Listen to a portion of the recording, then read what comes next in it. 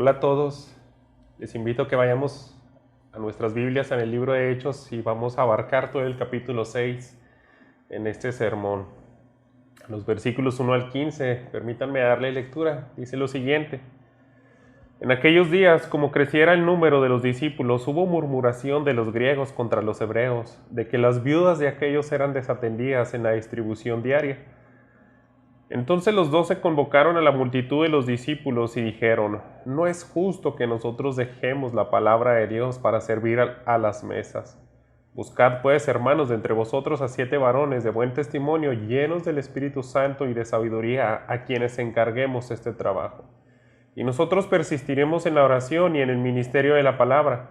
Agradó la propuesta a toda la multitud y eligieron a Esteban, varón lleno de fe y del Espíritu Santo, a Felipe, a Prócoro, a Nicanor, a Timón, a Parmenas y a Nicolás, prosélito de Antioquía, a los cuales presentaron ante los apóstoles, quienes orando les impusieron las manos. Y crecía la palabra del Señor, y el número de los discípulos se multiplicaba grandemente en Jerusalén. También muchos de los sacerdotes obedecían a la fe. Y Esteban, lleno de gracia y de poder, hacía grandes prodigios y señales entre el pueblo. Entonces se levantaron unos de la sinagoga llamada de los libertos y de los de Cirene, de Alejandría, de Cilicia y de Asia disputaban. Pero no podían resistir a la sabiduría y al espíritu con que él hablaba.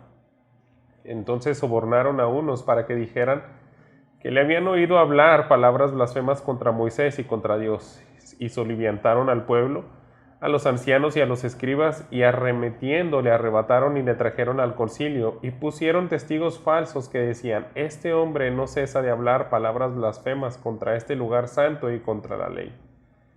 Pues le hemos oído decir que ese Jesús de Nazaret destruirá este lugar y cambiará las costumbres que nos dio Moisés. Entonces todos los que estaban sentados en el concilio, al fijar los ojos en él, vieron su rostro como el rostro de un ángel. Permítanme orar.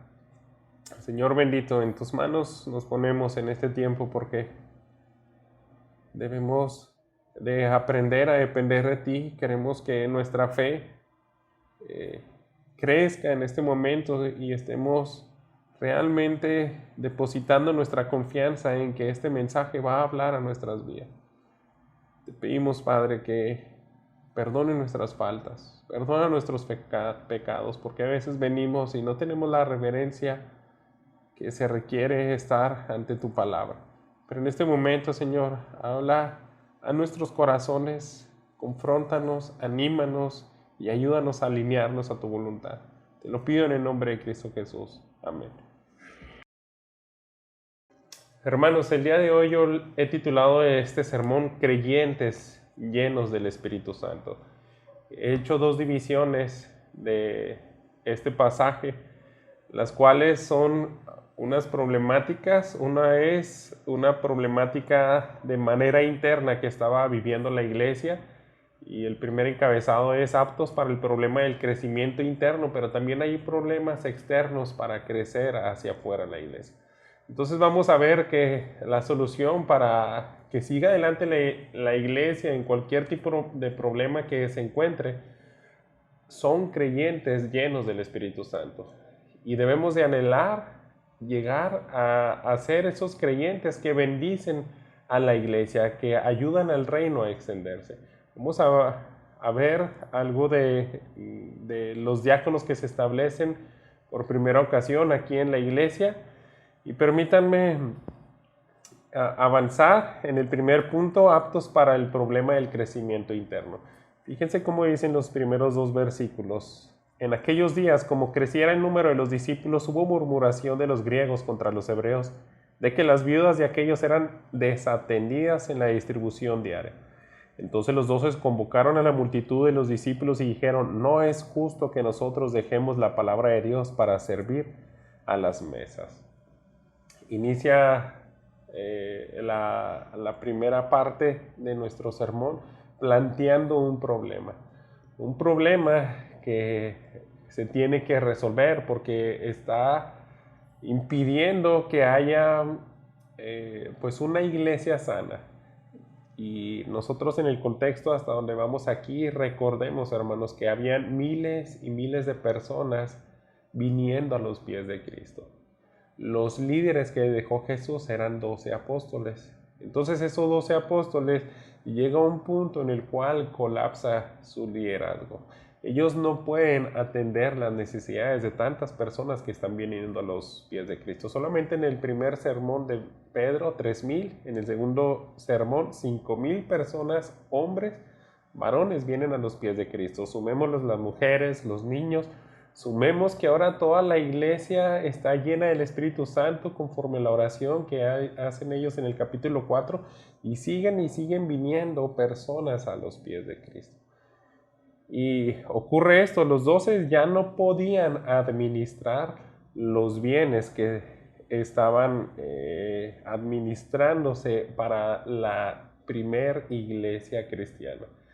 Recordemos que todos aquellos creyentes de la iglesia primitiva vendían sus propiedades, sus casas y la ganancia la traían a los pies de los apóstoles.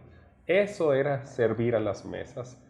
En otras traducciones la palabra de Dios nos da esa idea que no es literalmente andar a lo mejor acomodando las mesas a la hora de la comida, estar sirviendo platos, agua, etcétera, sino era más bien administrar los bienes de la iglesia primitiva. Entonces, les repito, eran solamente 12 hombres y llegó un punto que el crecimiento hizo que no pudieran atender bien esa labor. Simplemente era eso. Los 12 son humanos, hermanos, y no podían dar el ancho. Llega a un punto en el cual nuestras capacidades tienen un límite y en ese límite, cuando se quiere servir a demasiadas personas, es inefectivo. Por lo cual, ellos tenían que continuar con las prioridades de las cuales ellos fueron llamados. Este es el problema. Hay abundancia, hay multitud de discípulos y empiezan a haber quejas diciendo, no es justo lo que está pasando con nuestras viudas. Nos hablan de dos tipos de judíos que se estaban, al parecer, causando una división interna en la iglesia. Los judíos de raíz hebrea y los judíos de raíz griega. Los que se les puede mencionar como griegos o judíos helenísticos. Era la religión que fue adoptada por el Imperio Romano, que venía desde los griegos. Entonces se les podía nombrar así. No solamente eran judíos que quizá no dominaban bien el hebreo porque ellos nacieron en la diáspora, ellos estuvieron creciendo hablando mayormente en griego, adoptando más una manera de pensar del Imperio Romano, y ese es el punto, que se empieza a notar esa cierta división en la iglesia primitiva. Los judíos que se permanecieron en Palestina y hablaban posiblemente hebreo o arameo, y los demás judíos. Entonces llega el punto en el cual ellos empiezan a ver que hay cierta preferencia a las viudas de los judíos hebreos, por así decirlo. Pero el problema es claro también para los apóstoles. Y ellos también, no es un cierto reclamo, sino más bien es una aclaración a todas aquellas quejas. Fíjense cómo viene en el versículo 2, después de que convocan a la multitud de los discípulos, les dicen, ¿saben qué? No es justo que nosotros dejemos la palabra de Dios para servir a las mesas.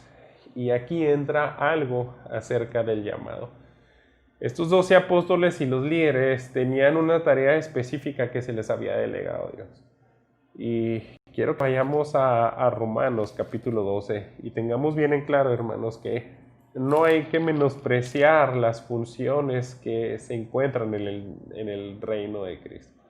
Hay algunas funciones que tal vez tengan una recompensa distinta a las demás, pero simplemente son dones de Dios. Nosotros somos un cuerpo y no debemos de considerar algunas por encima de los demás, sino que todos somos necesarios. Y respecto a tu llamado, a las funciones a las cuales tú has sido puesto en el cuerpo de Cristo, tienes que cumplir principalmente tu función. Por eso es necesario que empecemos a aclarar algunas cosas. Y el apóstol Pablo en Romanos dice lo siguiente, versículo 3. Digo pues, por la gracia que me es dada a cada cual que está entre vosotros, que no tenga más alto concepto de sí que el que debe tener, sino que piense de sí con cordura, conforme a la mentalidad de la fe de Dios, conforme a la medida de fe que Dios repartió a cada uno. Porque de la manera que en un cuerpo tenemos muchos miembros, pero no todos los miembros tienen la misma función. Así nosotros, siendo muchos, somos un cuerpo en Cristo y todos miembros los unos de los otros. De manera que teniendo diferentes dones, según la gracia que nos es dada, si el de profecía, úsese conforme a la medida de la fe, o si de servicio, en servir, o el que enseña en la enseñanza, o el que exhorta en la exhortación, el que reparte con liberalidad, el que preside con solicitud, el que hace misericordia con alegría. Entonces, hermanos, se fijan, el apóstol Pablo está diciendo, nadie tenga un mayor concepto que el que deba tener, un concepto más de sí mismo. Y es que todos somos indispensables en el cuerpo de Cristo. Y el problema aquí es que la función principal de los apóstoles se estaba viendo afectada por el tiempo que estaban invirtiendo en, llamémosle tal vez, funciones secundarias. No son para nada funciones menores en valor, sino más bien en el llamado individual de cada persona respecto al llamado personal que les encomendó Dios a los apóstoles. Ellos tenían prioridades y era persistir en la oración, en la palabra también. Y aquí está el problema, ya que identificamos esto, leemos el versículo 3 y 4, la propuesta de los apóstoles para solucionar este problema.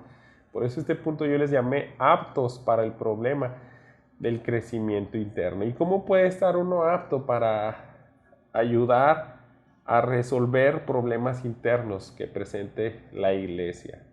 Pues son creyentes llenos del Espíritu Santo. Dice el versículo 3. Buscad pues, hermanos, de entre vosotros a 7 hombres de buen testimonio, llenos del Espíritu Santo y de sabiduría, a quienes encarguemos de este trabajo. Y nosotros persistiremos en la oración y en el ministerio de la palabra. Entonces, esa es la propuesta a los discípulos. Llega el punto en el cual nosotros ya no somos suficientes para tantas multitudes que han venido a los pies de Cristo. La solución son más creyentes, y estos creyentes necesitan tener un perfil especial. Y es el que se menciona aquí en este versículo. Deben de ser varones de buen testimonio, llenos del Espíritu Santo y de sabiduría. Si ellos cuentan con estas 3 cosas, van a ser aptos para continuar con este trabajo, el cual nosotros estamos haciendo con mucho gusto, el administrar los bienes de la iglesia, el servir a las mesas. Pero nuestra tarea principal se está viendo afectada, entonces estos varones llenos del Espíritu Santo nos van a ayudar como iglesia a seguir adelante. Entonces, debemos de entender que este perfil especial bendice a la congregación, hermanos. Hay cierto paralelo en cuanto a las citas que nos dice el apóstol Pablo en su carta a 1 Timoteo. Fíjense en el capítulo 3, versículos 8 al 13. Son requisitos de los diáconos, aunque no precisamente se cree que sea exactamente Los diáconos que se presentan aquí en Pablo mucho más años después de este incidente, parece que aquí en Hechos 6 es la primera forma o figura de lo que pudiéramos empezar a tener como el concepto de diáconos.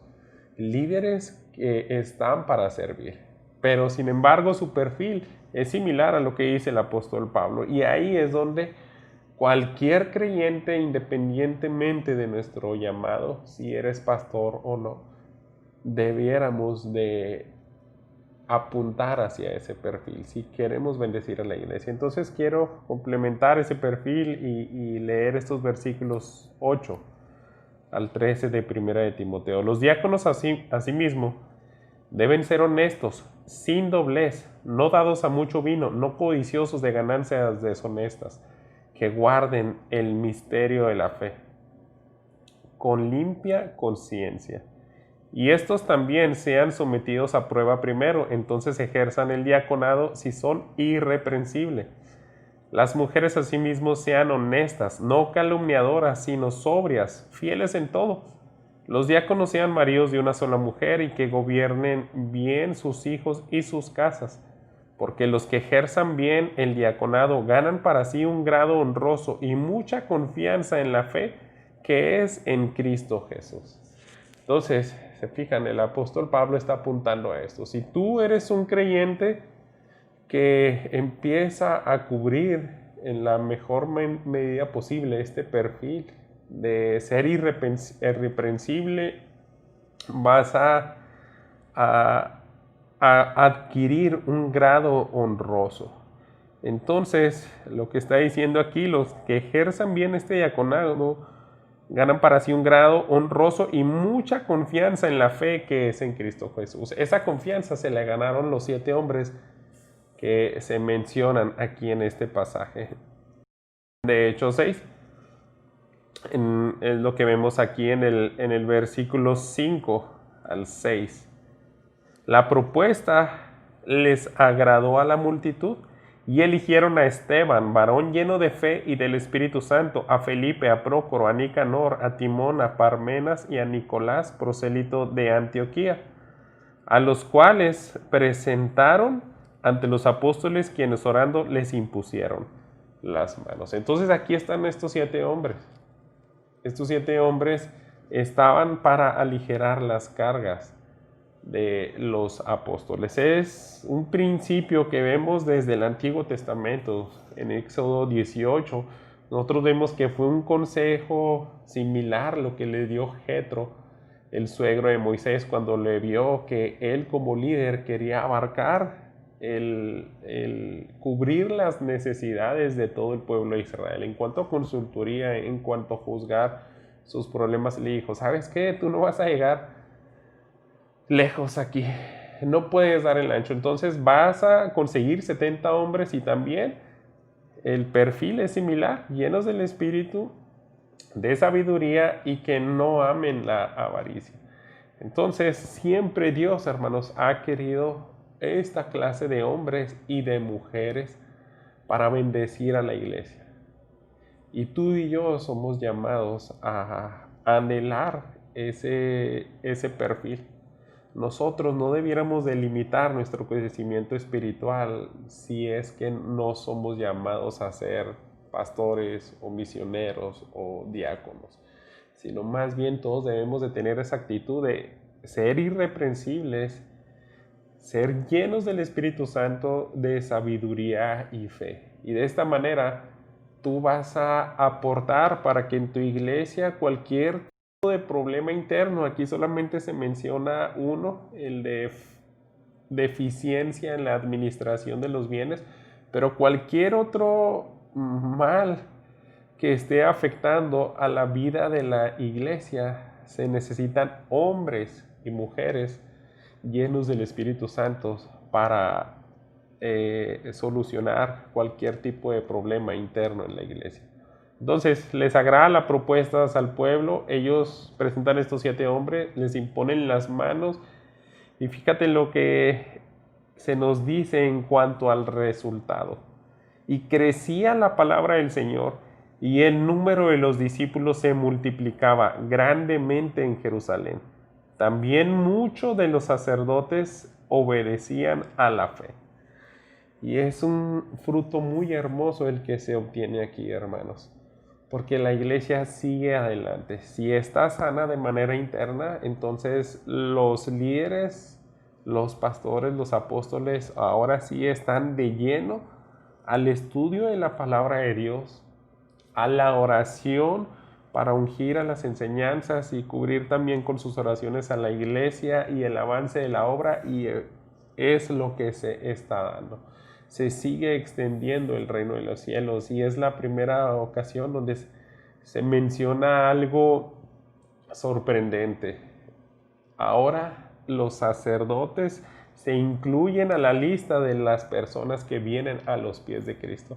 Antes de este capítulo 6 no se menciona para nada este tipo de perfil de personas que venían y se querían integrar al grupo de la iglesia. Yo creo que ellos mismos también se resistían, pero cuando ven a una iglesia llena del Espíritu Santo, ve que están honrando a Dios, que ellos están predicando con poder la palabra de Dios, entonces ahí también vienen corazones que en su momento estuvieron permaneciendo a la expectativa, estaban tal vez duros en su orgullo, pero la obra de Dios honra cuando su iglesia está haciendo también todo lo posible por sanear situaciones internas, aptos para el problema del crecimiento interno. A eso es lo que se necesitan, hombres llenos del Espíritu Santo. Pero también no perdamos de vista, hermanos, que debemos de aplicar estas enseñanzas a nosotros mismos. ¿Amas la obra? ¿Realmente quieres que florezca tu iglesia?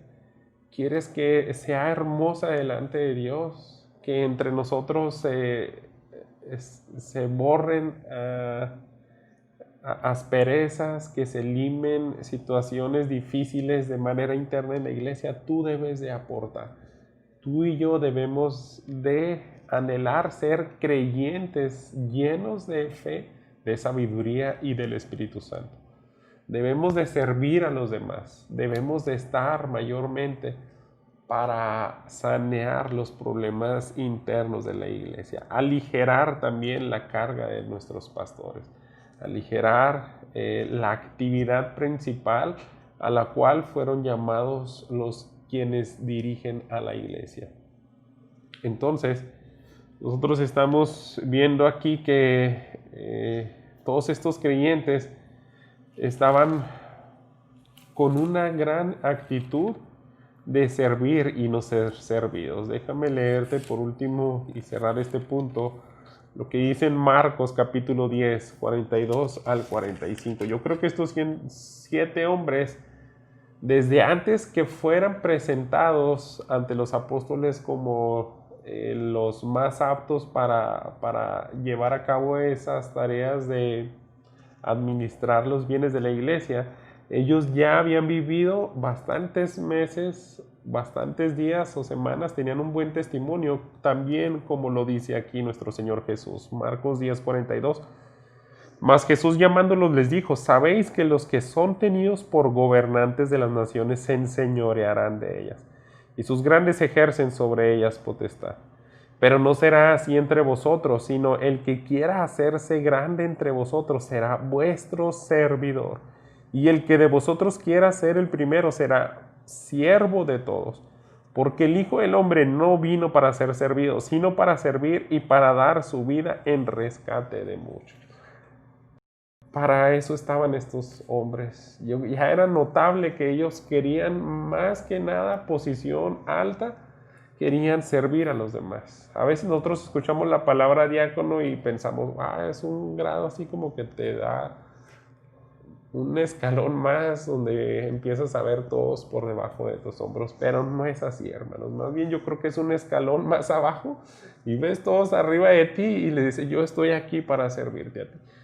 Eso es lo que Dios quiere, que aspires tú y yo para bendecir a la iglesia. Ahora, hermanos, también hay otro tipo de problemas. Este es un problema interno que enfrentó la iglesia primitiva, pero hay un problema externo que a lo mejor en este punto hemos perdido de vista, y a partir del capítulo 8 se empieza a notar este problema de manera directa. Y el problema es el siguiente.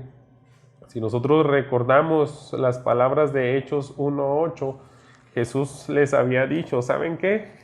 Yo derramaré el Espíritu Santo, y el propósito es que una vez que reciban ese poder, cuando haya venido sobre vosotros el Espíritu Santo, me tienen que ser testigos en Jerusalén, en toda Judea, en Samaria y hasta lo último de la tierra.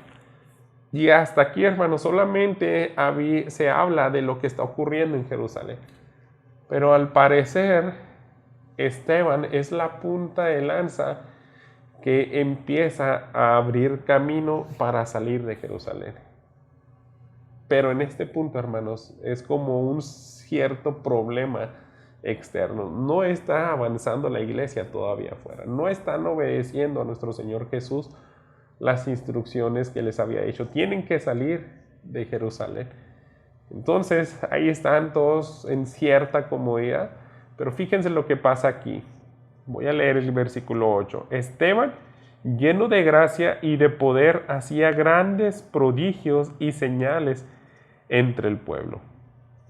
Y tenemos que ver algo muy importante aquí, hermanos. Si nosotros queremos salir adelante en cuanto a los problemas externos, necesitamos creyentes llenos del Espíritu Santo, quienes son los aptos para el problema del crecimiento externo. Y aquí Esteban resalta por encima de los demás. Se le vuelve a describir como un hombre lleno de gracia y de poder. Entonces, hermanos, aquí estamos viendo el favor de Dios obrando a través de la vida de este hombre. Yo creo que su misión, su amor por Jesús, su amor por su iglesia y por la obra, permitió que el Espíritu Santo estuviera obrando con mucha gracia en la vida de Esteban, con mucha sabiduría, que era el perfil que ellos habían pedido, los apóstoles. Pero recordemos, no era un apóstol. No se describe que ellos querían poner un perfil pastoral o de obispo, sino más bien alguien lleno del Espíritu Santo. Y ahí entra esa categoría en cualquier creyente de la iglesia, independientemente de los dones que tengas. Queremos que sea lleno del Espíritu Santo. Y así lo fue Esteban. Entonces, no solamente los pastores, hermanos, repito, somos los que podemos ser usados grandemente por Dios. Tú tal vez creas que tienes dones que parecieran no impactar el reino de Dios. Tal vez tú no tienes ese llamado a predicar, a enseñar. Tú no tienes ese don como para ser un gran evangelista elocuente. Pero sin embargo, si eres lleno del Espíritu Santo, yo apostaría a que tú puedes bendecir mucho más la obra, ayudar a que se extienda el reino de los cielos, independientemente que tengas un llamado como el de ser pastor o misionero. Si tú eres lleno del Espíritu Santo, tú puedes ser punta de lanza como Esteban. Recordemos que ellos tenían esas metas, ¿verdad? Salir de Jerusalén. Y mira lo que pasa en el versículo 9 y 10. Entonces se levantaron unos de la sinagoga llamada de los libertos y de los de Cirene, de Alejandría, de Cilicia y de Asia, disputando con Esteban. Pero no podían resistir a la sabiduría y al espíritu con que hablaba.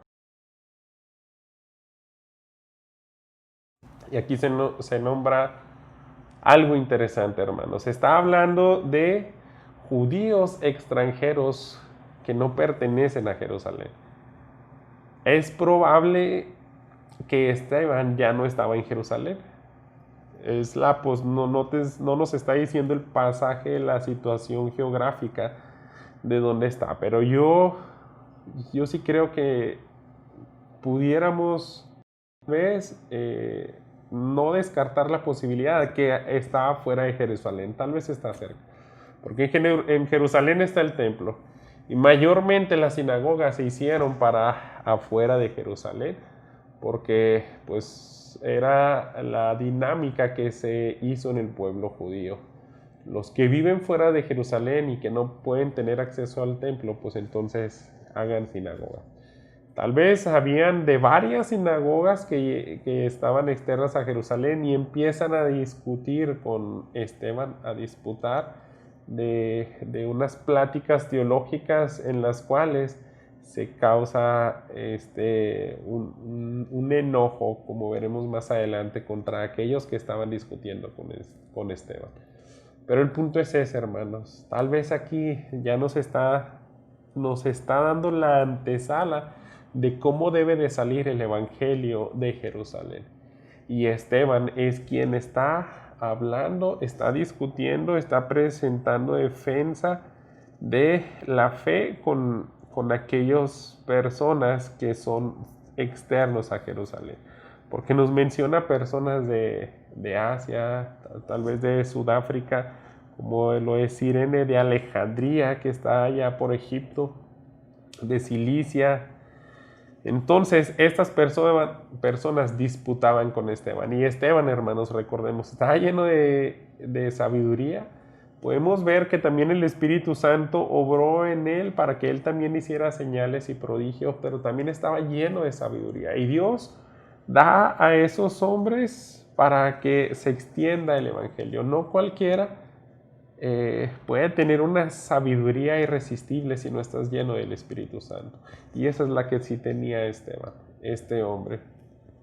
Y continuamos con lo que dice el versículo 11. Después de que estos hombres no podían resistir a las palabras de Esteban, a sus argumentos en los cuales él presentaba el Evangelio y les quería persuadir a unirse al reino de los cielos, ¿qué es lo que hacen estos hombres de corazones duros? Dice, entonces sobornaron a unos para que dijeran que le habían oído hablar palabras blasfemas contra Moisés y contra Dios. Y soliviantaron al pueblo, a los ancianos y a los escribas, y arremetiendo le arrebataron.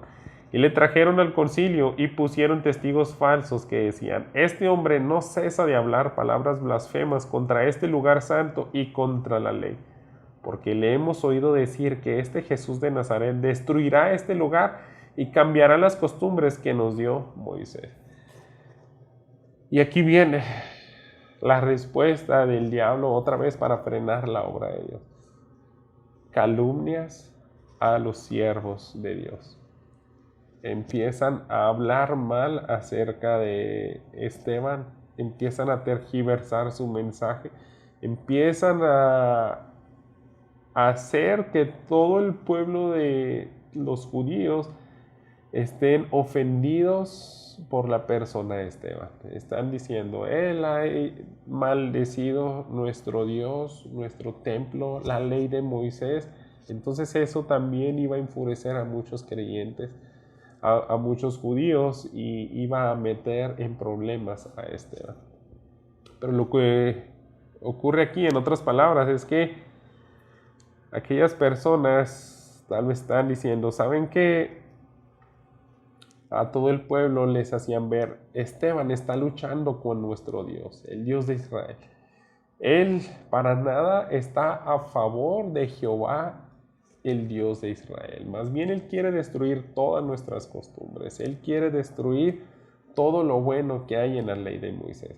Y de esa manera es como lo quieren hacer ver frente al pueblo. No es amigo de nuestra nación, sino todo lo contrario, es enemigo de la nación.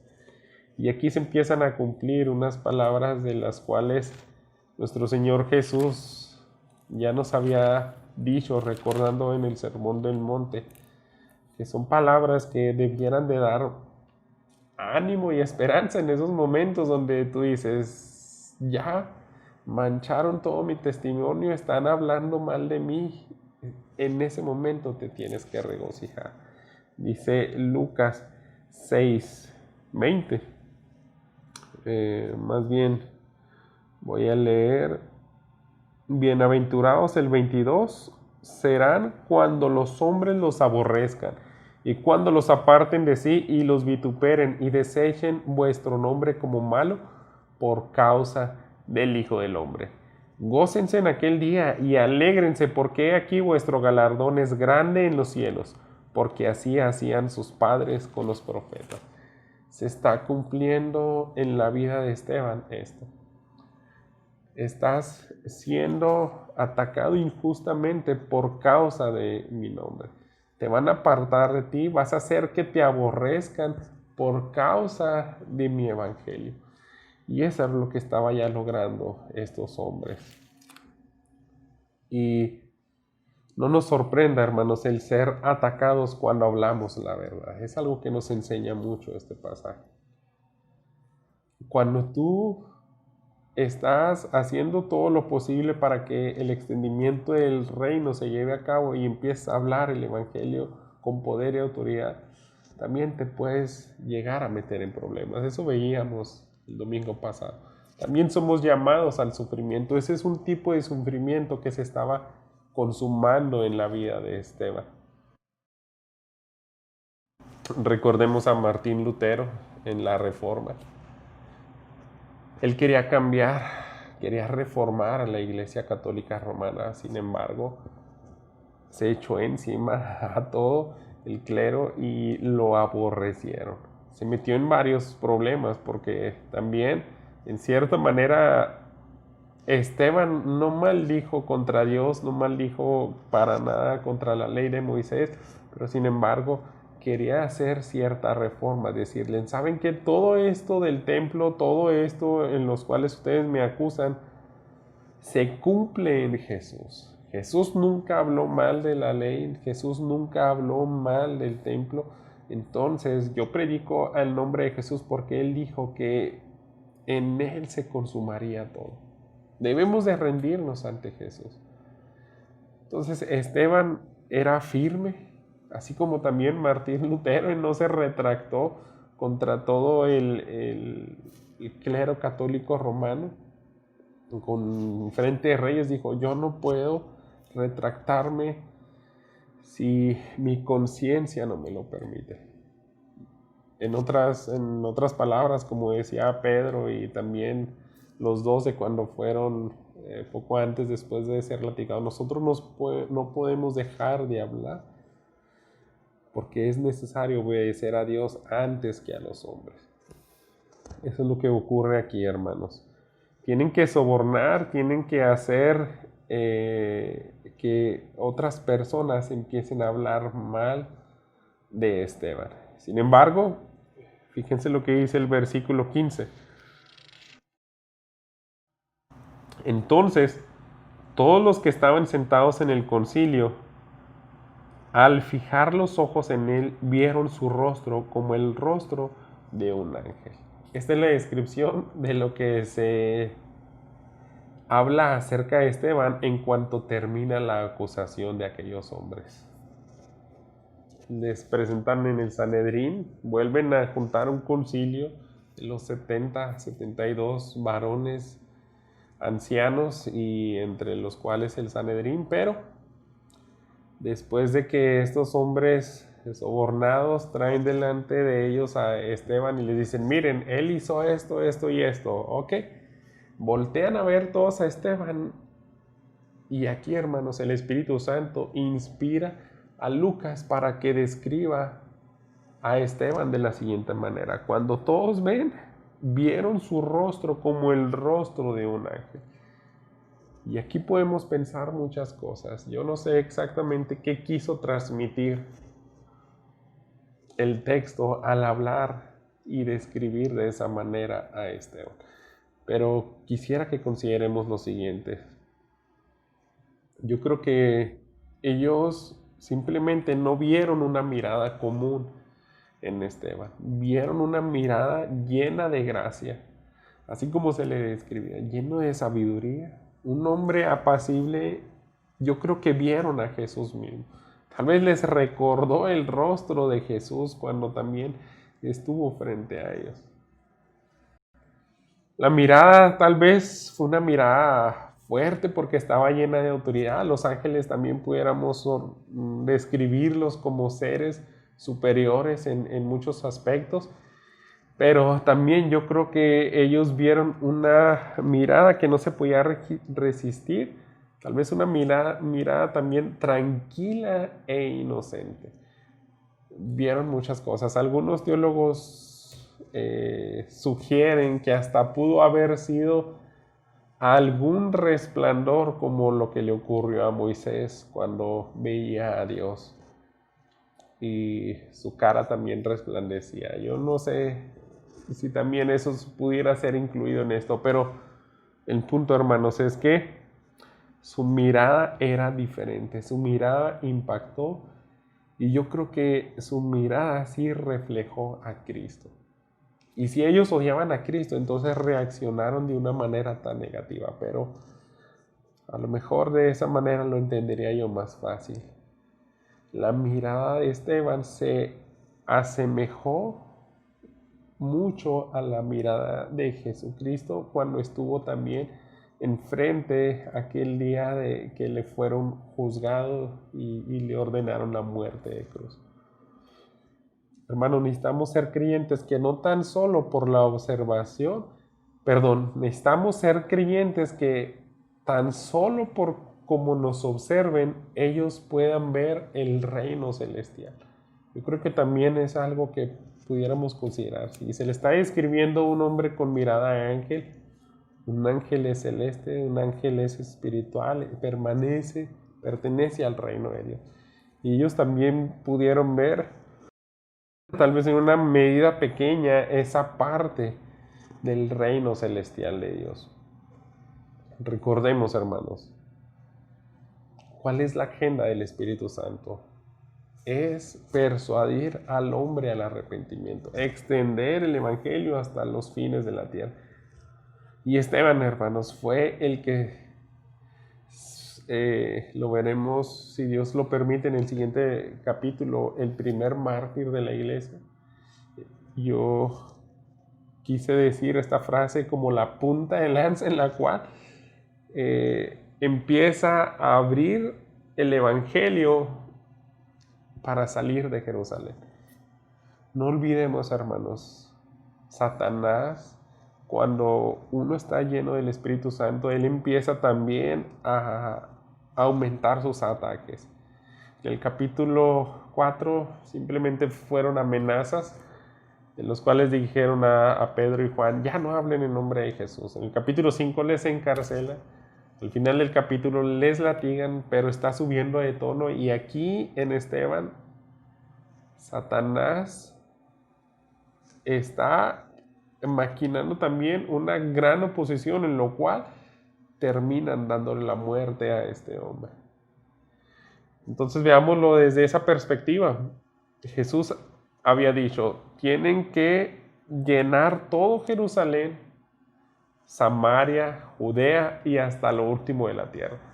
Entonces yo creo que aquí vemos desesperación de Satanás, en la cual él está también influyendo de gran manera a sus súbditos, a todos estos que se describen de las sinagogas con los cuales discutía Esteban. Y él está haciendo también un esfuerzo titánico en sus recursos de retener el evangelio en Jerusalén. Es como decir, yo tengo infectado a todo el mundo, pero aquí está la cura. Y si dejo que esa vacuna salga, se van a venir abajo mis planes. Tengo que retener el evangelio en Jerusalén, que ahí se termina. Ahí los voy a intimidar, que no salgan. Pero sin embargo, hermanos, Esteban, lleno del Espíritu Santo, es la punta de lanza que abre. Es el que a partir de él se desata la persecución. Y eso hace ahora sí que se desborde el evangelio, que salgan todos de Jerusalén. Pero ¿quién fue, hermanos, el que dio partida para que se llevara a cabo? Fue un hombre lleno del Espíritu Santo. Fue un hombre común como tú y yo. Y a eso yo creo que nos está llamando Dios también con este pasaje. Seamos como Esteban, hermano. Seamos como todos estos hombres que se mencionan aquí, los 7 que proponen, porque esos son los hombres que necesita la iglesia para sanear. para resolver los problemas internos de la iglesia. Necesitamos hombres aptos para el problema del crecimiento externo también. Yo creo que debemos de ver a Dios, hermanos, y lo que Él quiere hacer a través de ti y de mí.